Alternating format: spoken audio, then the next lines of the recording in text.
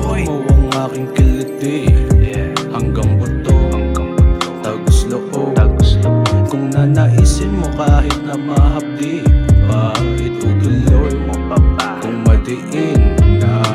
Been living for 21 years, I know shit's about to be real. I have faced all of my fears, I know how it feels. Hindi limitado ang galaw, always up for movement. Malayo ang tanaw, like the table of a snooker. Takbo ng buhay, inugaling naka-fast lane. Never stopping cause addicted na ako sa game. Malaking kaso sa akin pag nag-fail. I follow what I say, I only follow my tail. Kuwang-kuha mo ang aking kiliti, hanggang buto, tagos loob.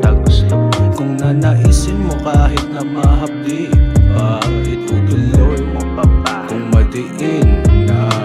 Never losing trace of what I'm supposed to do. I have a purpose, at doon lalaki ang values. Creativity sparks, thunderstorms are coming. Pagkatapos ng unos, I am by myself still writing.